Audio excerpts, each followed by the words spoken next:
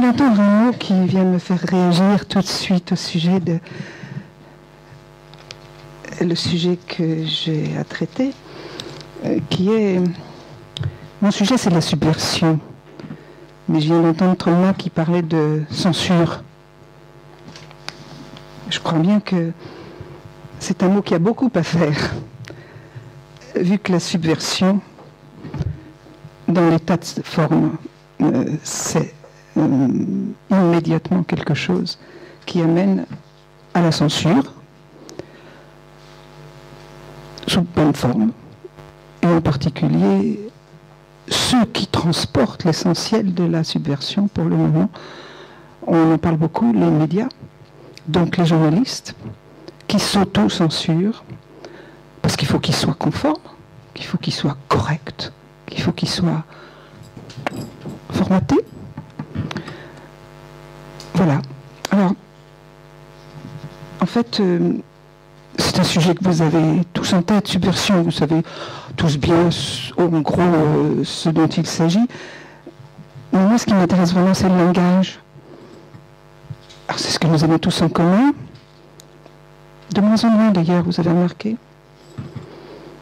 Pour une bonne raison, c'est que on est en train de nous le formater et de le corriger.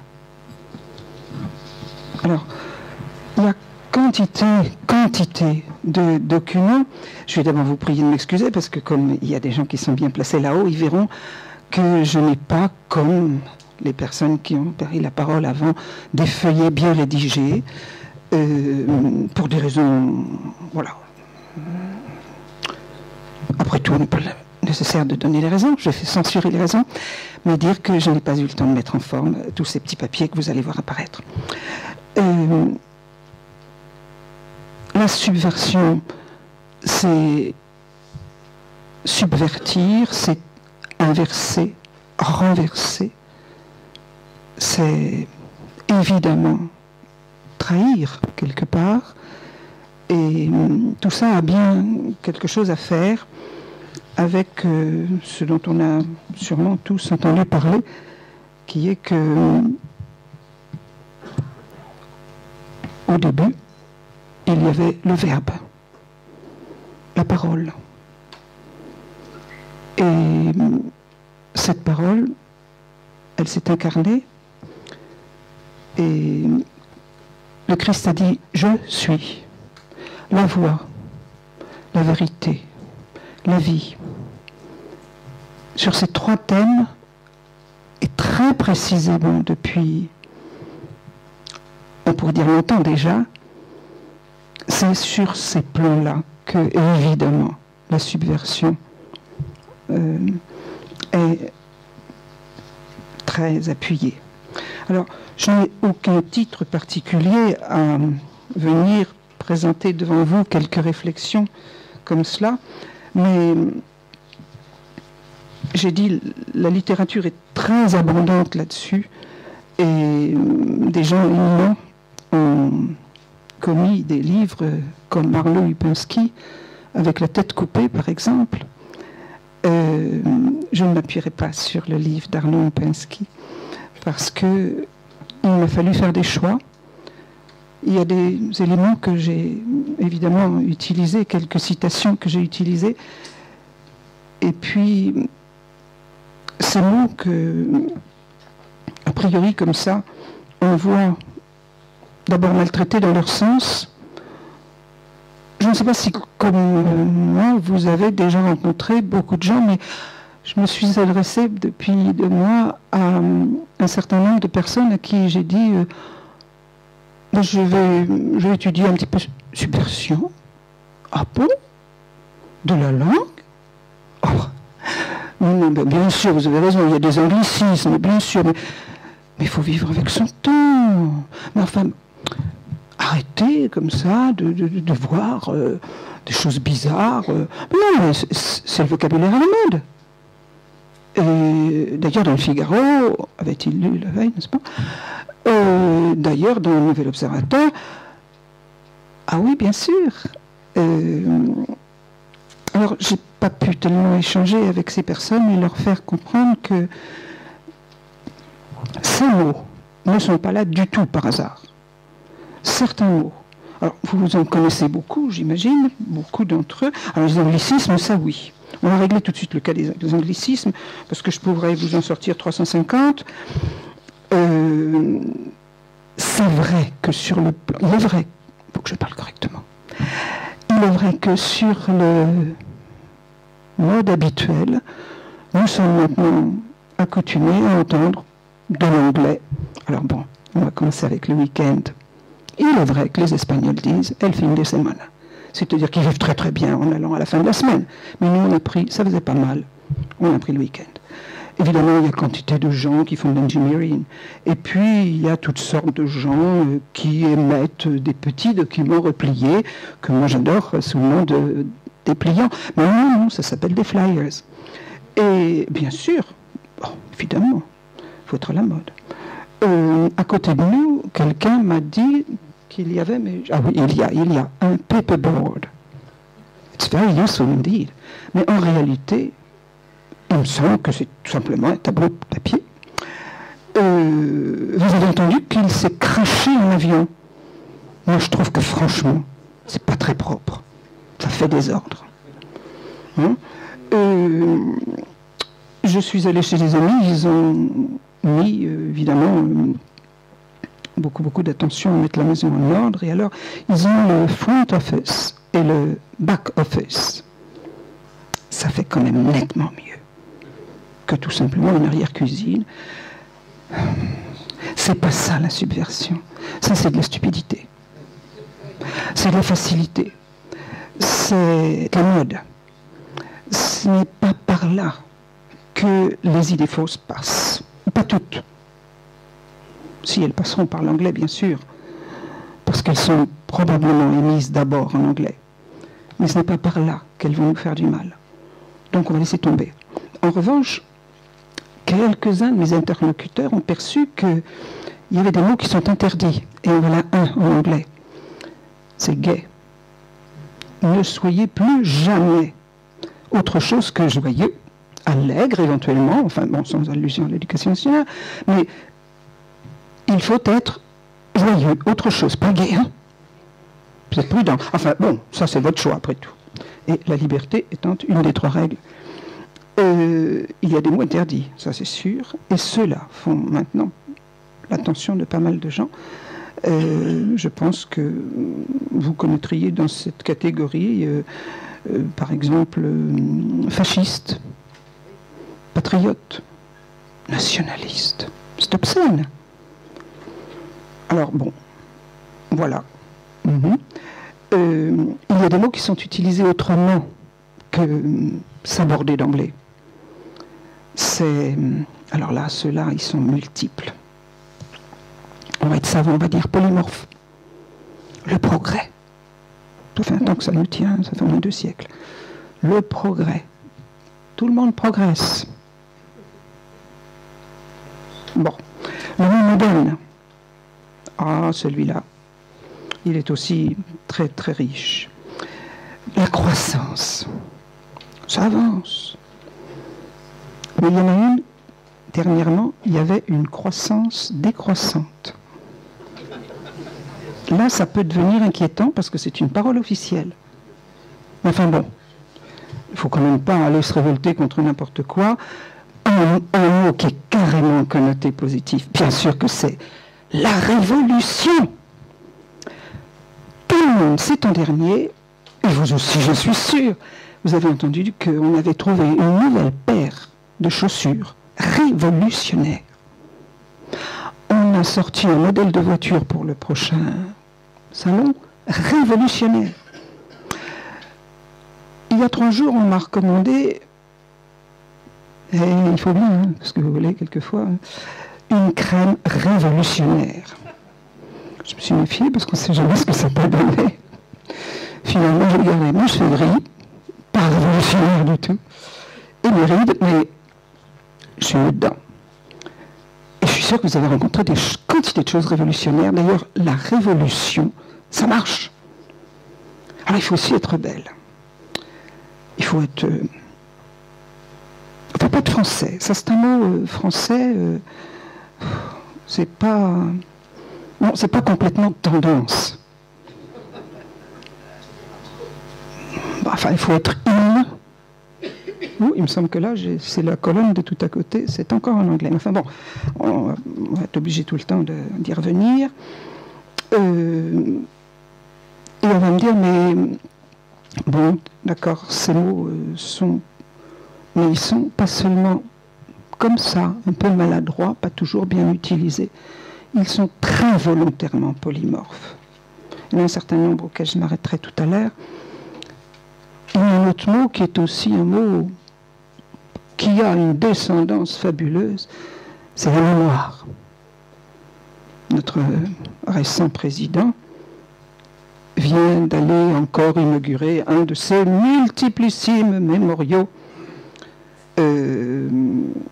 Parce que de la mémoire, il en faut plein.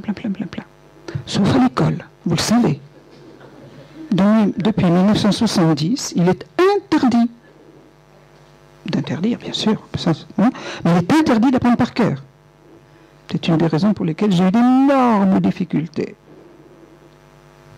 Qu'est-ce que... Vous savez, il ne faut pas apprendre par cœur. Hein. Comme j'enseignais les langues, c'est un peu difficile de ne pas mémoriser que tous les mots ne se disent pas de la même manière qu'en français.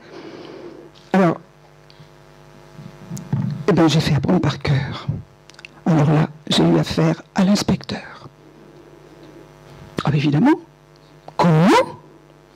Mais, eh oui, j'étais révolutionnaire. Non, pardon, rebelle. J'étais rebelle pendant assez longtemps. Enfin, j'ai eu pas mal de remerciements de la part de certains de mes étudiants qui m'ont dit, dont un en master, qui m'a dit, vous savez le texte que vous m'avez fait apprendre en seconde il y a quelques années? Ben, je l'ai sorti. Et ça a marché. Alors, j'étais bien contente parce qu'il était question quand même de quelqu'un qui... un petit peu... Enfin, ce jour-là, sur ce texte, il était question de quelqu'un que j'aime beaucoup et que j'admire beaucoup et qui est Charles Quint. Charles Quint, c'est quelqu'un à qui les Anglais ont chippé sa devise, parce que ce sont des voleurs de toute façon. Vous savez, Jeanne d'Arc l'avait vu. Charles Quint avait dit « L'allemand, c'est fait pour parler aux chevaux ». Vous la connaissez, celle-là?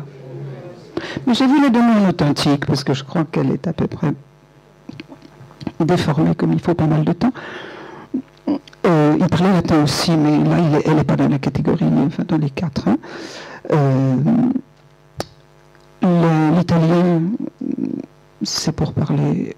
Non, excusez-moi. L'espagnol est pour parler aux hommes, l'italien est pour parler aux femmes, et le français est pour parler à Dieu. On est pas mal placé, non? Quand on va en Espagne, ils inversent. Ils se mettent Dieu pour les Espagnols. Mais en réalité, Charles Quint est né en langue française, né d'une mère espagnole, d'un père autrichien, élevé par sa tante, en pays wallon, en pays de langue française. Il parlait espagnol avec un fort accent, ça a pas beaucoup, ça a fait de la peine aux gens. Il parlait allemand, pas mal, il avait intérêt, hein, parce qu'il était, comme vous le savez, l'empereur de ce territoire sur lequel le soleil ne se couche pas. Cette citation, elle est pour Charles Quint, et pas pour la reine d'Angleterre au XIXe siècle. Elle est celle de « Le soleil ne se couche pas sur mon empire ». Et Charles Quint, je crois, a dit quelque chose de vrai. C'est que, en fait, la langue française a des responsabilités. Et cette langue française, bon, je parle un tout petit peu trop longuement, j'espère pas. Ici, non, peut-être pas, mais enfin, au micro d'un colloque du CEP, un docteur Niem, si je ne déforme pas trop son nom, il y a 4 ans ou 5 ans, non, 2004, excusez-moi, a dit la langue française est analytique. très analytique. C'est la langue de la précision.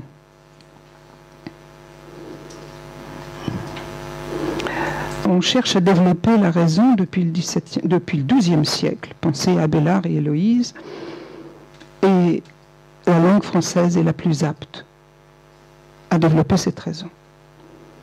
Et donc, la plus apte aussi à l'éducation.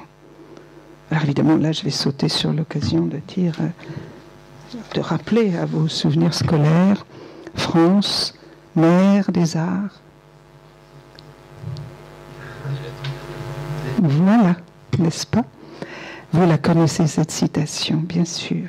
Vous la connaissez, ce outil, Joachim du Bellay.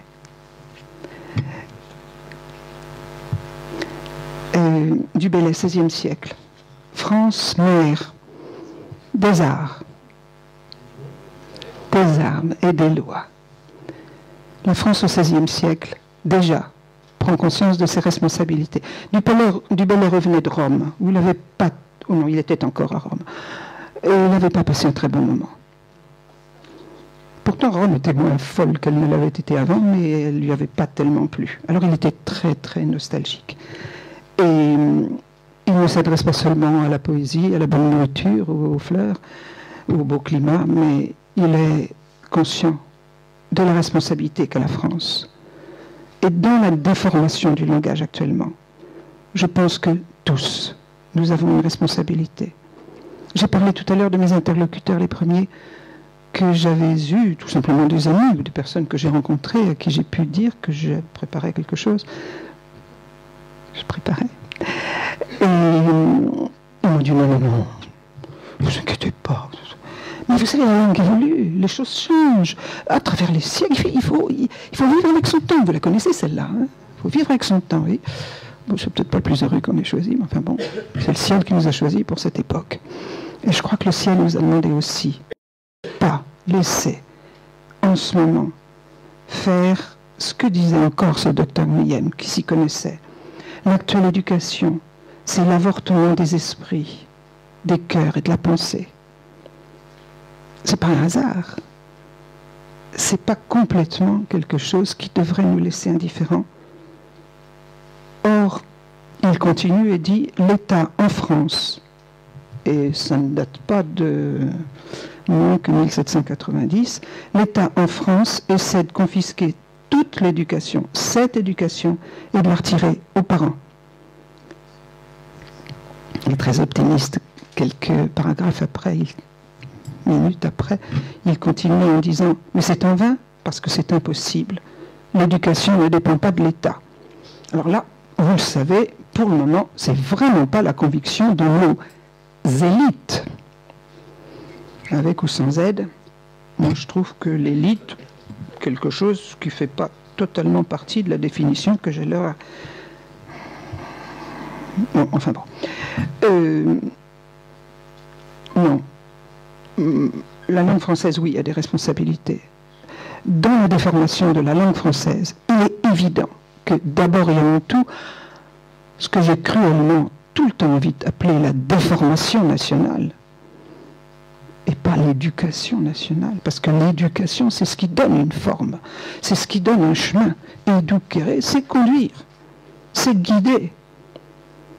Alors ça, probablement quelques-uns d'entre vous doivent avoir déjà vu que ce n'est non pas seulement le souci de l'éducation nationale, mais c'est surtout le souci inverse. On est encore dans la subversion. Et alors, il ne faut pas hésiter à comprendre que l'éducation, c'est non pas seulement une responsabilité de ces gens qui maintenant se scriment devant des enfants qui, lorsque ça résiste un peu, vous savez, de toute façon, il est interdit d'interdire, eh bien ces petits, on ne leur a jamais dit non plus qu'on devait contrôler son corps et ses actions. Et il y a une espèce de personnage là, vous êtes d'une politesse inimaginable, c'est archi demandé ça. Si on dit quelque chose qui déplaît, ben le professeur il n'a plus le droit d'enseigner, il n'a plus le droit de montrer ce qu'il faut faire, il n'a plus le droit de dire ce qu'il faut faire, il n'a sûrement pas le droit de critiquer ce que ses chers enfants doivent lui dire, puisque ce sont eux qui parlent. Et ça, déjà en 1970, on devait, j'ai toujours résisté, ça m'a coûté très cher, on devait absolument écouter ce que les enfants avaient à dire. Alors c'est bien évident que quand on trouve une classe, par exemple une classe de terminale, qui s'exprime sur un texte, mon sujet favori était, c'est pas ceux que j'avais toujours choisis, mais enfin bon, ils ont quand même réussi les examens, c'était Che Guevara. C'était montrer que Cuba, enfin, c'est bien mieux que ce que nous avons ici, puisqu'ils ont mis l'éducation au premier plan de leur, l'alphabétisation aussi, de leurs préoccupations. Et comme chacun sait, Cuba est un lieu dont tout le monde regrette de ne pas y vivre. Enfin bon, pour le moment, il y en a beaucoup qui cherchent à y survivre. Mais, et difficilement. Un d'entre eux me disait la semaine dernière, mais vous en France, ça revient à ce que je disais tout à l'heure, mais vous en France, est-ce que vous vous rendez compte? Et ça voulait dire beaucoup de choses. Et en particulier, que les Français ne se rendent pas compte. Et je crois que les Français ne voient pas que la désinformation, elle vient d'abord à travers l'éducation nationale, mais par le langage. Alors le titre que j'ai choisi, c'était la subversion du langage et par le langage. Parce que le langage lui-même est subverti. C'est-à-dire que beaucoup de mots ne sont pas utilisés mal à propos, involontairement, ou par ignorance, ou par style, ou par euphémisme, etc. Mais non, les mots sont utilisés souvent avec quelque chose qui est grave, parce que ça joue sur l'inconscient. Alors vous connaissez les films et tout le monde du subliminal, mais ça fonctionne à 2000%, partout, tout le temps. Pas seulement dans les films, pas seulement dans les vidéos ni dans la télévision, dont j'espère vous repaissez tous les soirs, car c'est le programme auquel nous devons nous soumettre. Sinon, on n'est pas correct. Je crains qu'il y ait pas mal de gens parmi vous qui soyez incorrects. Qui seraient incorrects. Enfin bon, d'après vos regards, je le crains. Alors, ça marche peut-être avec un petit procédé tout à fait, alors vraiment rigolo, c'est que on met des abréviations partout. On met des sigles partout. On met des phrases slogans, des expressions slogans, des groupes de mots, et ça passe par là.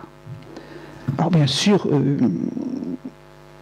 je vais revenir dans ce monde-là, mais enfin bon, vous le savez bien, on a beaucoup d'élèves qui sont en STT, ST, etc. Alors vous allez par exemple dans une école et vous entrez et vous dites je voudrais parler à un professeur de ma fille. Ah oui, dans quel cas c'est-elle en STT? Oui, STTF, mais oui, très bien.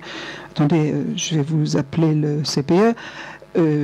Et à ce moment-là, on dit je suis absolument désolé parce qu'en ce moment, la moitié du groupe est en SVT et l'autre groupe est au CPI. Alors vous êtes un petit peu dérangé, vous dites, mais non, je me suis trompé, excusez-moi. Ce groupe-là, ils sont au BDI. Alors ça vous éclaire beaucoup plus, mais vous n'avez toujours pas vu votre fille. De toute façon, elle n'apparaîtra pas parce qu'elle est allée en sport et elle est avec le... Bon. Tout ça, les sigles, c'est un petit peu déroutant. Mais le NIL l'utilise à 2000%. Et les gouvernements l'utilisent à 2000%. Alors, j'ai beaucoup de plaisir, sur mon petit feuillet sur lequel j'ai noté ça, j'ai le plaisir de vous annoncer que dernièrement, mais il n'y a pas très longtemps, on a accouché d'un nouveau bébé. Le CNRS que vous connaissez, alors je ne sais pas quelle est la personne avec laquelle il a convolé, peut-être avec l'imagination, c'est pas sûr. Mais il avait probablement comme épouse le INSHS, je vous le traduis, Institut national des sciences humaines et sociales. Ils ont accouché d'un bébé, tout simple et tout petit, il s'appelle IG. C'est l'Institut du genre. C'est pas mal ça. Vous savez, il faut être au courant, hein. Et puis surtout, vivre avec son temps.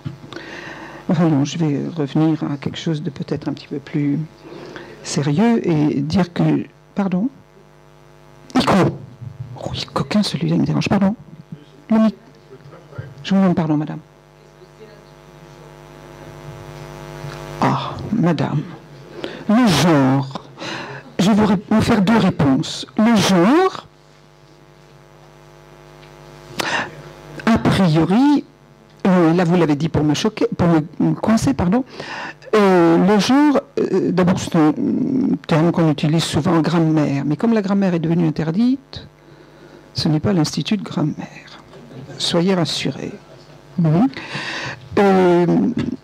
La grammaire est venue maintenant, ça vous le savez, je peux faire une incise là-dessus, c'est quelque chose qui est bien pour les langues étrangères éventuellement.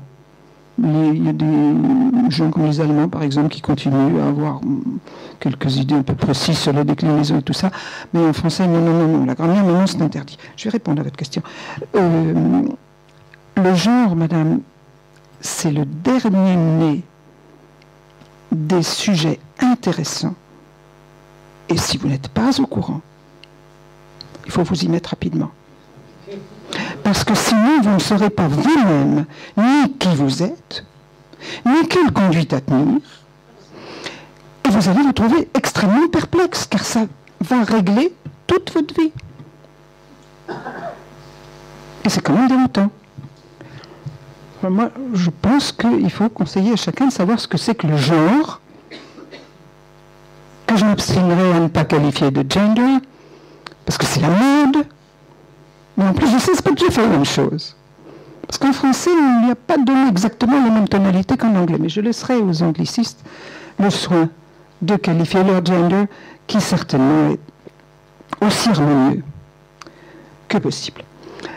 Alors, vous le savez, le langage, c'est le support de la pensée.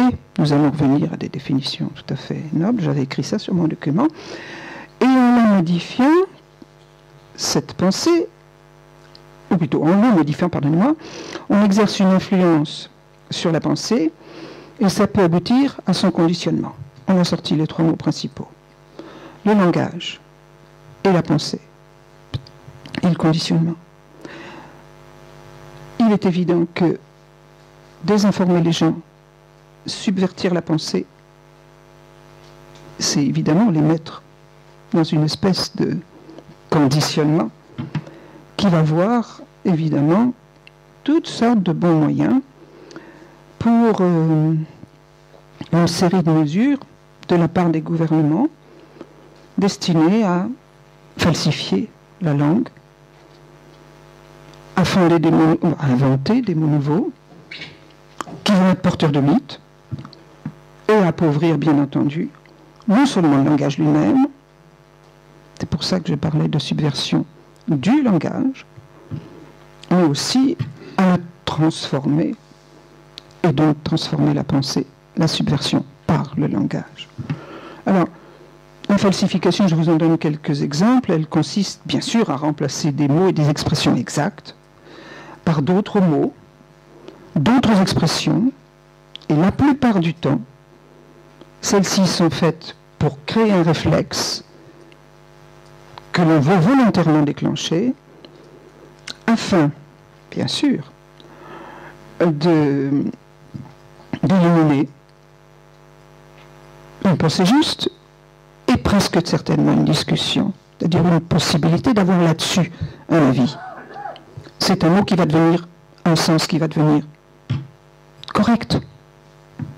Alors, quelques exemples, je pense que vous y pensez depuis le début, l'avortement. C'est un mot qui est devenu trop clair. Alors on lui a donné diverses qualifications, mais on en a trouvé une qui est très très bien, c'est évidemment une abréviation, IVG. Et bon, interruption volontaire de grossesse, c'est un peu long, et VG c'est mieux. Et quand la personne qui se trouve dans cette situation où on lui propose sa comme unique solution, parce que d'abord c'est simple, c'est propre, c'est net, c'est sans complications, ses parents ne le sauront pas, personne ne sera au courant, et bien évident que le but, l'intention, c'est déculpabiliser, c'est protéger, c'est aider, c'est rendre service. Et bien sûr, c'est presque systématiquement ce qui va se passer maintenant sur beaucoup de termes ayant trait à la vie et à la santé. Ça, c'est l'ONU. Si j'ai le temps, c'était la deuxième partie de ce que je voulais exposer aujourd'hui. Sur ce sujet, j'ai quelques exemples bien plus subtils que seulement l'IVG. Alors, déculpabiliser, c'est un sujet très important, mais il faut aussi, quelquefois, s'adresser à un autre aspect de notre émotivité. Alors, un assassin, quel mot vulgaire, on va en faire un malfaiteur, un terroriste, c'est un peu lourd, on va en faire un combattant de la liberté. C'est quand même autre chose, non? Assassiner. Ça, c'est un petit peu ancien parce que c'est déjà, c'est vrai, du temps d'action directe. C'est tout simplement exécuter. Un ordre. C'est quelqu'un qui fait ce qu'on lui a dit. Donc, au fond, c'est un assassin, tout ce qui est de plus honorable, il est obéissant. Au fond, c'est un soldat. En revanche, un combattant de la liberté, si c'est celui qui défend la liberté dans son pays, ça va être un mercenaire. Parce que là, il faut disqualifier ceux qui défendent leur pays. Ça, c'était pour le Cambodge. Il y a aussi dans un autre domaine, en Nouvelle-Calédonie, il y a déjà pas mal de temps, les loyalistes s'appelaient des anti-indépendantistes. Alors dès qu'on est anti, c'est pas très reluisant. Je touche un tout petit domaine qui va peut-être faire frémir certains, mais la droite nationale. Alors ça, je me sens rougir de honte. Alors on va les appeler l'extrême droite. Ça fait quand même nettement mieux. C'est extrême. Et ça, on est sûr que ça va être le mot assassin qui disqualifie, c'est extrême, quoi. La préférence nationale, n'en parlons pas, c'est du racisme, carrément. Pas besoin de... Et parlons pas non plus de catholiques. Parce que même sans être très dit, c'est un intégriste. Et chacun sait que pour disqualifier quelqu'un, tout ce qui se termine en iste, ça marche pas mal. Alors disqualifier certains, simplement, on les met dans des catégories. Et il est sûr que disqualifier, c'est une occupation favorite de pas mal de gens. Là, je vais donner une lecture, un bref passage d'un certain monsieur Jules Monroe. Par des moyens uniquement verbaux, on parvient à remplacer un argument, une preuve, ou tout élément explicatif, par une étiquette. On ne répond pas à ce que vous dites. On répond en vous collant une étiquette. Le contenu de ce que vous dites est complètement disqualifié d'avance. Vous êtes étiqueté. Vous êtes intégriste. Alors, on peut ajouter à ça, peut-être, quand l'objectif visé est celui de la langue de bois, qui a été bien mise en valeur par les marxistes-léninistes, ça va vous rappeler quelque chose. Le travail de la nomenclatura autrefois, c'était dans le vocabulaire du marxisme, c'était la dictature du prolétariat. après tout, ils ont quand même bien le droit de diriger un peu les choses, pour avoir l'esprit un peu d'organisation. Et puis l'État policier, c'est la démocratie populaire. Il y a quand même démocratie. Donc on est assez dans un domaine de choses honorables. Un des domaines favoris de la subversion, c'est évidemment de falsifier, de tromper, d'avancer masqué, de dissimuler, de donner une coloration, d'étiqueter, on vient de voir. Alors, il y a aussi des mots qui sont porteurs de mythes. Tout de suite. Alors, le mythe, c'est un mot à la mode en ce moment. Je n'ai pas dit M-I-T-E-S, parce que celles-là, elles fleurissent en automne. Mais les mythes, c'est un mot qu'on entend tout le temps. Et, pardon? Ah, pardon. Mais j'ai extrait quelques phrases qui me paraissent très claires de M. Micheli, qui a écrit sur la subversion. Et il montre que le rôle des mythes dans la vie politique est un rôle porteur, qui va servir de rail sur lequel les gens vont devoir fonctionner, marcher, rouler. Il faut constater que les motivations qui mobilisent les esprits et les cœurs n'ont rien à voir avec les réalités objectives. Ce sont les mythes qui font que les hommes se lèvent et marchent, s'exposent et se font tuer, ou au contraire, s'arrêtent et se cachent. Les mythes sont des images forces, des images collectives, capables de fasciner les consciences d'un groupe ou d'une masse parce qu'elles y trouvent des satisfactions et des valorisations profondes. Jusque-là, bon. La révolution internationale, c'est un mythe. Le peuple, pareil. Et la justice du peuple. Parlons-en. Fouquier-Tinville. C'est la justice du peuple, Fouquier-Tinville. Alors, dans un livre qui s'appelle Des Intox, Jules Monroe, que j'ai déjà nommé tout à l'heure, analyse le mot fascisme en France. Le fascisme monstrueux, vaincu. Et le résultat final, eh bien, c'est que le fasciste est un monstre à face humaine et forcément vaincu. Alors, fasciste, c'est un mot qui a une longue descendance. Il y en a qui, en ce moment, dans certains pays, sont nouveaux, s'en servent encore.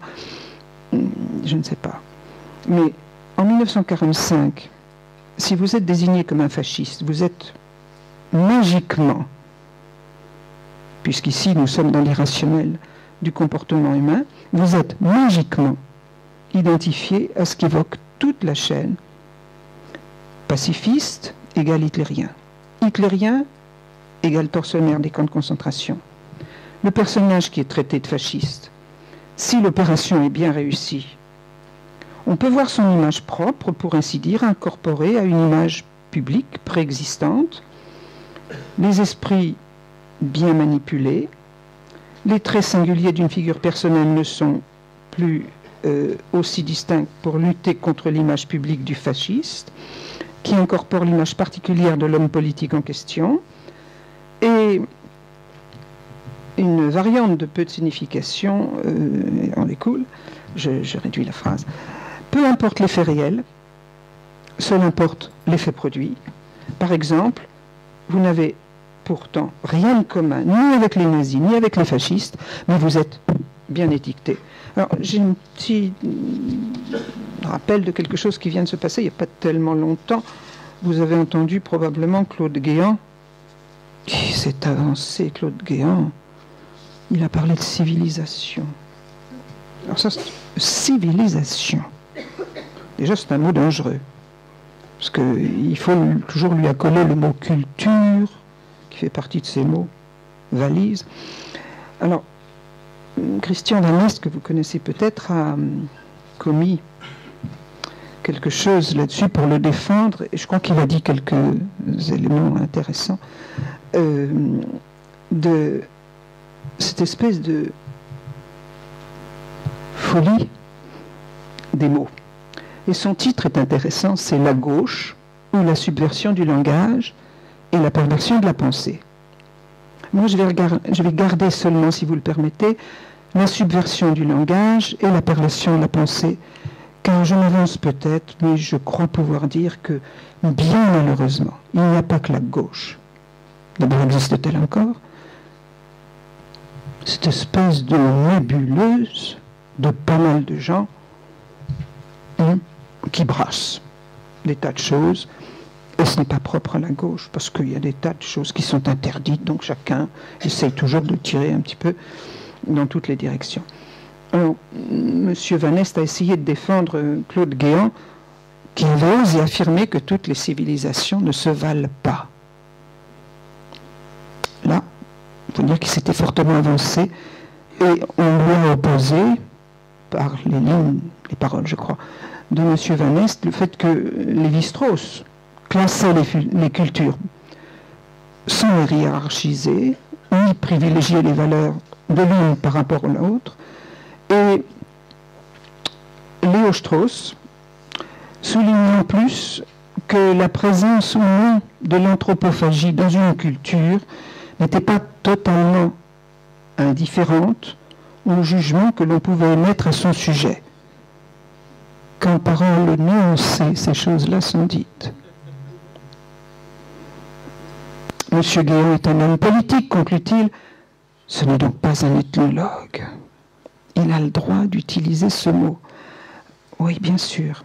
Je sais bien que pendant que je parle, vous devez avoir l'idée quantité d'autres choses pourraient être dites là-dessus, mais monsieur Van Est, qui est aussi un homme, semble-t-il, bien renseigné, parle de Toynbee, parle aussi de Sparte, d'Athènes, de Babylone, de la Syrie, et il rappelle que tous ces gens-là possédaient probablement des... Oh oui, bien sûr. Oui, on va conclure. Il conclut que cette phrase, il tire sa logique le nazisme tire sa logique exterminatrice des aventures de conquête mongole, car elle fascinait Himmler, et sans doute aussi de l'expérience bien connue par les Allemands des massacres pratiqués par les empires qui sont venus d'Asie. Alors, ce qu'a dit Claude Guéant n'a aucun rapport avec le nazisme, et il répond, je crois sagement, que premièrement, on vérifie une fois encore la volonté d'une censure orwellienne, 1984, qui consiste à isoler des mots, à en faire des crimes pensés. Ensuite, on amplifie la faute par amalgame. On culpabilise l'auteur par des jugements subjectifs, méprisants. Et toutes les civilisations ne se valent pas, devient les hommes sont inégaux. Alors ça ne met guère. Hein. Le piège se referme évidemment, car on est passé subrepticement de la civilisation à la race, et le tour est joué. Claude Guéant est un raciste, donc un nazi. Abject, ignoble. Et l'opprobre s'abat sur le coupable. Et on accuse souvent l'Inquisition d'avoir fait des procès. Il me semble qu'actuellement, en ce qui concerne les procès, il y a des procès, oui, mais il y a des procès sans permettre, comme le permettait l'Inquisition, bien sûr, de répondre. Et cette subversion du langage, cette subversion, cette manière d'accuser, d'étiqueter, de juger définitivement mauvais, et là j'y vais doucement, eh bien, on utilise souvent le terme d'inquisition en oubliant qu'il vient du mot enquête, et que de l'enquête qui se faisait au Moyen-Âge sur des procès, des récits. Les récits existent. pas seulement politique. On donnait toutes ses chances à ceux qui en étaient accusés de s'en défendre. Et ça a duré très longtemps. L'Inquisition n'est pas née seulement en Espagne. Elle est née en Espagne d'abord pour des raisons historiques. Et d'abord parce que tous les règlements de compte qui étaient faire la justice soi-même étaient devenus tellement terribles qu'il a fallu que ce soit, vous savez, el pun d'honneur, l'honneur en Espagne. Ça va durer longtemps, ça dure 4 siècles. Et il y a la moitié de la noblesse qui s'est fait assassiner comme ça. Après, c'était devenu la mode au début du XVIIe siècle en français, les duels. Il fallait que Louis XIII supprime à Lyon ses 2 grands amis, Saint-Marc et de tout pour que ça termine. Cette inquisition à laquelle on reproche d'avoir été aussi un contrôle un peu de règlement de compte de pas mal de gens entre eux, elle est née justement de l'injustice, de la justice des hommes qui n'était pas organisée. Alors en France c'est différent puisqu'il y avait Saint-Louis qui a essayé d'établir une justice qui venait de la monarchie. Mais en Espagne, comme il y avait une donnée religieuse beaucoup plus intense et inquiétante, l'Inquisition a été fondée historiquement plutôt en Espagne parce que la reine, les rois, puis la reine, se sont appuyés sur le pouvoir papal, sur Rome. Mais le mot Inquisition est maintenant devenu une horreur. Ça fait partie des mots, comme on a dit, terminés. Je vais peut-être arrêter là, mais j'avais commencé en évoquant la langue française. Je crois qu'il faudrait maintenant tout de suite, pour ma conclusion, que je serai obligé d'abréger de toute façon, citer peut-être 2 ou 3 personnages. Lacan qui dit « Le mot n'est pas un signe, mais c'est un nœud de signification. » Donc, on joue sur la valeur des mots dans toutes les langues. Mais la France est une langue, plutôt le français, est une langue qui effectivement est connue pour sa richesse précise. J'ai dit richesse et précise. Et j'ai une amie qui travaille à l'ONU, aux États-Unis, chez laquelle j'avais été il y a quelques années passer Noël. Pardonnez-moi pour cette anecdote. Et nous avons été reçus dans 14 ambassades. Pour mes quelques jours de vacances, c'était pas mal parce que c'était Noël et qu'on nous a reçus pour faire le Nouvel An partout. Dans beaucoup plus de la moitié de ces ambassades, à mon grand étonnement, j'ai été reçue en langue française, et Françoise aussi. Et en très bonne langue française. Elle est traductrice à l'ONU, en anglais, espagnol et français, bien sûr. Elle est d'ailleurs la fille de quelqu'un d'assez connu dans notre région. Et elle m'a dit toujours, et je répète souvent, elle m'a dit, mais chaque fois qu'il y a un problème, évidemment que tout est traduit en anglais, évidemment que tous les textes sont formulés en anglais, parce qu'il faut que l'anglais soit la langue internationale. Mais tu sais, cette langue, elle est éminemment imprécise. Elle est utilisée pour être imprécise. Et quand il y a un vrai problème, c'est moi qui travaille, parce qu'il faut tout repasser au français.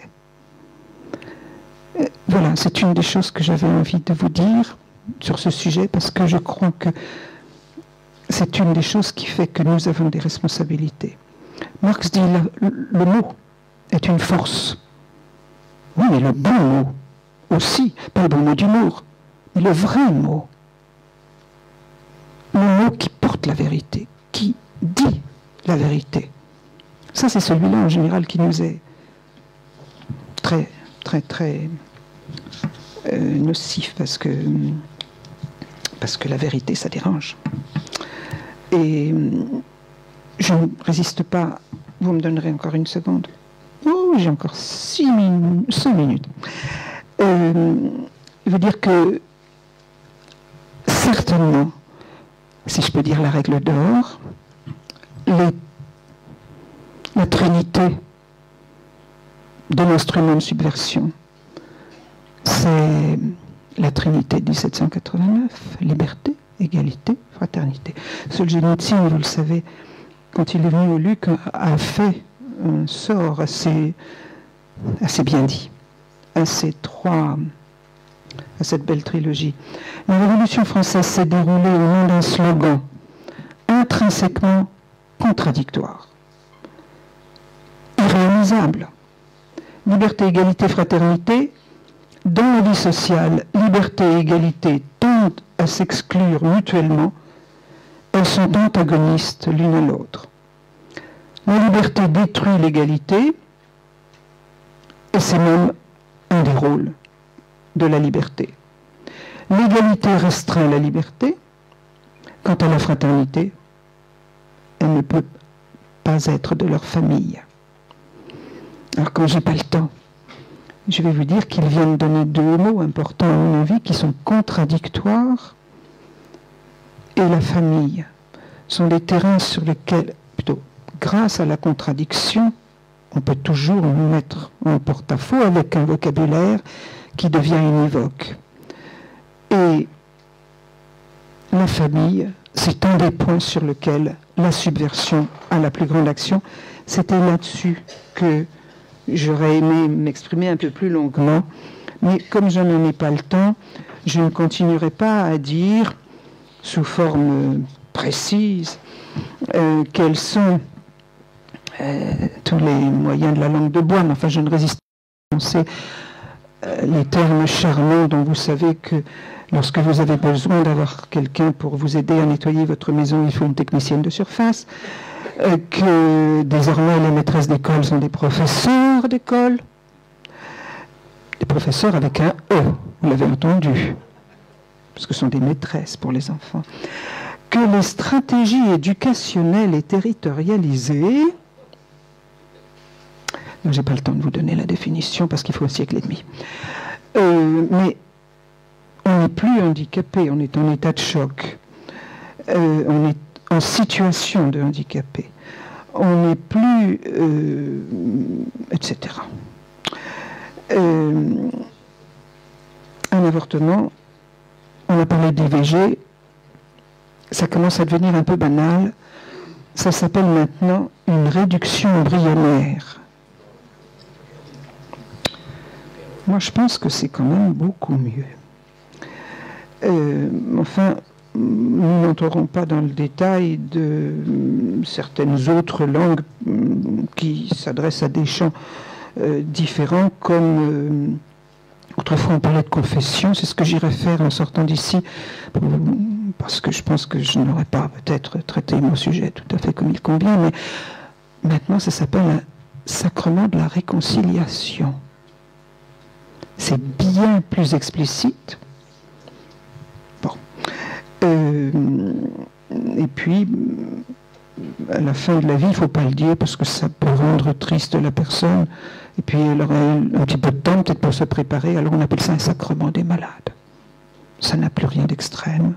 Il ne faut pas être trop compliqué. Voilà. Donc, je crois qu'il faut ajouter à toutes les vertus que je viens d'évoquer de ce vocabulaire, c'est qu'il est bien sûr flou, souvent prétentieux, cuistre parfois, vraiment, bruyeux, flatteur, enjôleur, charmant, etc., prometteur. Vous savez, une technicienne de surface, c'est quand même une technicienne. Mais l'ambiguïté est une de ses qualités majeures. Et subvertir, c'est masquer, c'est tromper, c'est trahir volontairement, c'est détourner, c'est divertir. Et chez Pascal, ce n'est pas une qualité. Enfin, c'est lancer tout le temps l'esprit ou l'imagination dans l'errance, ou bien ça ne lui laisse pas le temps d'avoir une opinion, comme on a vu tout à l'heure, parce que elle est captée, cette attention, cette opinion, ce droit à réfléchir, ou bien elle conduit vers des errances, des orientations qui ne sont pas justes. Et je voulais parler de tout le vocabulaire qui est en ce moment lancé par la nouvelle gouvernance mondiale. Toute la terminologie qui est spécifiquement lancée par l'ONU au sujet de la vie. Alors là, il y en a toute une bonne liste, mais je vous en donne 2 ou 3 si vous le permettez. Évidemment, c'est le développement durable, c'est l'éducation civique, c'est la qualité de vie pour tous, c'est le genre, c'est l'égalité des sexes et des genres, la destruction des stéréotypes, le principe d'équité, le sens de la reproduction, la santé reproductive, la santé sexuelle, le choix, la liberté de choix, les droits de choix. Alors, droits, il y en a 4 ou 5 qui sont tous vous les connaissez. Hein. Tout ça, c'est la nouvelle éthique mondiale. Ça, c'est une partie de quelque chose dont je voulais vous parler. Mais il me semble qu'on a évoqué dès le départ un mot qui est les mots. Ça se base sur la parole. Et la parole, j'avais dit que quelqu'un avait dit « Je suis la voie, la vérité, la vie ». Il est la parole, il est le verbe. Et je n'ai pas le temps de formuler le souhait que j'aurais voulu formuler tout à fait autrement, qui est que si nous ne revenons pas au vrai sens, car il est la vérité, eh bien nous ne pourrons pas marcher sur cette voie qui nous donne la vie. Et c'est vraiment la voie, la vérité, la vie, donc le Christ, qui est attaqué à travers cette subversion. Ça me paraît évident. Alors, bon, c'est peut-être pas tout à fait dit comme j'aurais voulu le dire, mais c'est ça. Puis, pour distraire un tout petit peu, parce qu'on va me le permettre, et pour vous montrer comment ça fonctionne, j'ai 1 minute. Et ça dure 52 secondes. Je vais vous lire un poème que j'ai trouvé, parce qu'il me paraît bien dire la situation dans laquelle nous sommes, si vous le voulez bien. Il est d'un certain Armand Robin, mort en 1961. C'était un traducteur assez génial qui est mort en 61 dans des conditions pas très élucidées. On supprimera la foi au nom de la lumière, puis on supprimera la lumière. Vous le connaissez? On supprimera l'âme au nom de la raison, puis on supprimera la raison. On supprimera la charité au nom de la justice, puis on supprimera la justice. On supprimera l'amour au nom de la fraternité, puis on supprimera la fraternité. On supprimera l'esprit de vérité au nom de l'esprit critique, puis on supprimera l'esprit critique. On supprimera le sens du mot au nom du sens des mots, puis on supprimera le sens des mots. On supprimera le sublime au nom de l'art, puis on supprimera l'art. On supprimera les écrits au nom des commentaires, puis on supprimera les commentaires. On supprimera le saint au nom du génie, et on supprimera le génie. On supprimera le prophète au nom du poète, puis on supprimera le poète.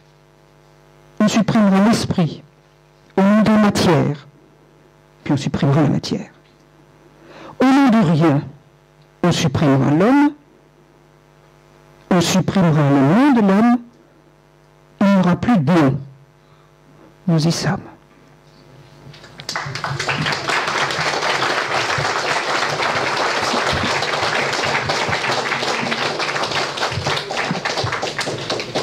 Je prends votre aimable réaction pour le poète qui a écrit ça dans le programme des 2 derniers siècles.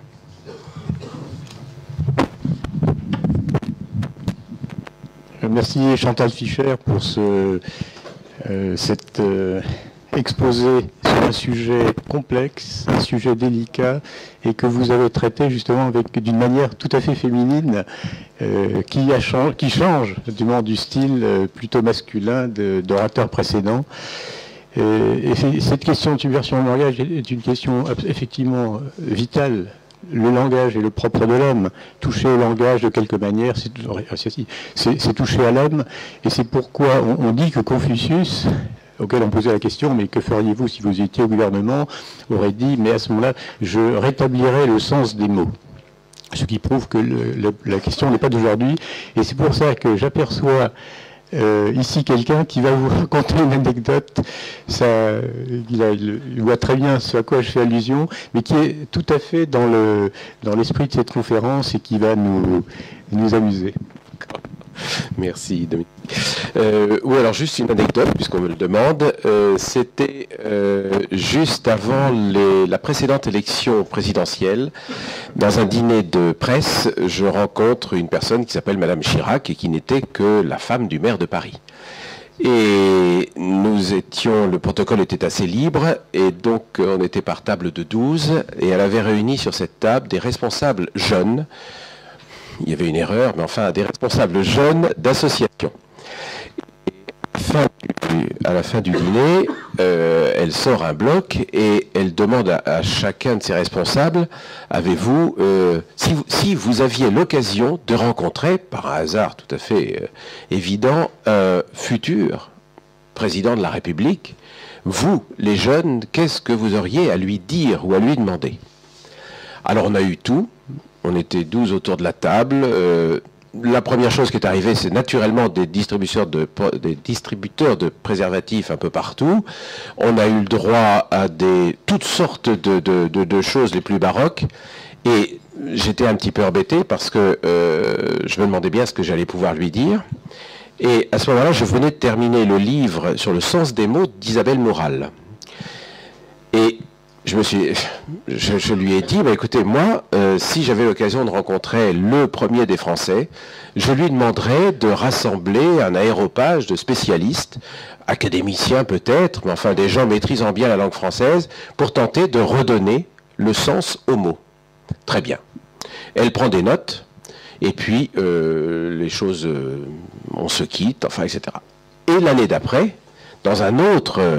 pour le festival sacré de la ville de Paris, je retrouve la même. Alors là, le protocole avait changé, parce que c'était Madame la Présidente, naturellement. Donc, nous étions en ligne, et elle passait devant nous pour nous être présentée. Et donc, les uns après les autres, elle s'arrête devant moi, et me fait « Ah bah tiens, vous, je vous reconnais. » Eh bien, vous savez, je lui en ai parlé. Il n'a rien compris.